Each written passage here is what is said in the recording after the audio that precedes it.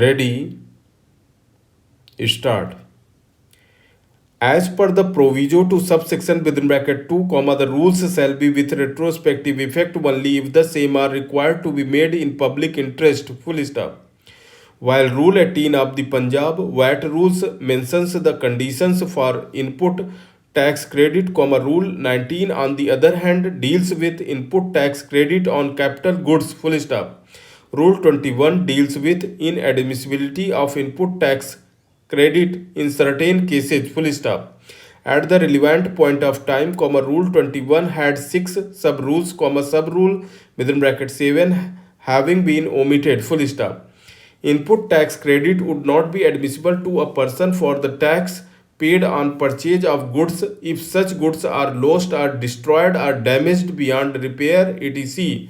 Full stop. By notification dated 25/1/2014, Government of Punjab made the Punjab VAT within bracket first amendment bracket close rules, 2014, declaring that the amended provisions would come into force with effect from 1 to 2014. Full stop. By the first amendment rules, Rule 21 of the Punjab VAT rules was amended in the sense that after sub rule within bracket 6, sub rules within bracket 7 and within bracket 8 were added. Full stop. We have already extracted sub rule within bracket 8 of Rule 21.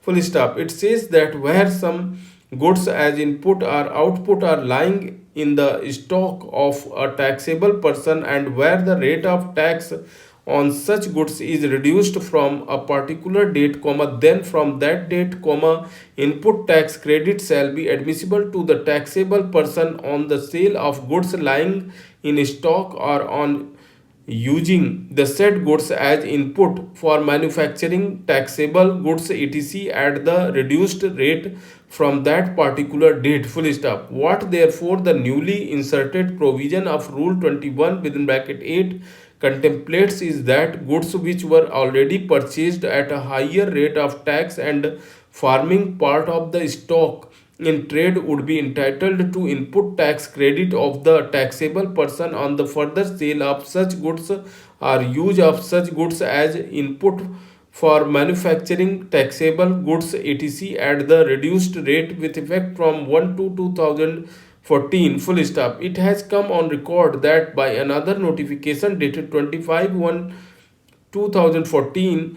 Schedule E to the Punjab VAT Act was amended by insertion of serial number 21 reducing the rate of tax in respect of iron and steel goods. Full stop. Punjab VAT Act was amended the second time by the Punjab Value Added Tax within bracket second amendment bracket close Act, 2013 within bracket Punjab Act number 38 of 2013 bracket close. Full stop.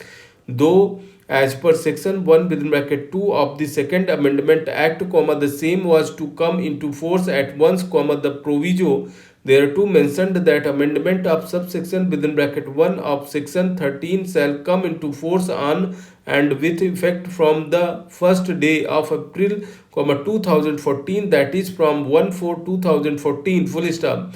Section 5 of the Second Amendment Act deals with amendment to Section 13 of the Punjab VAT Act.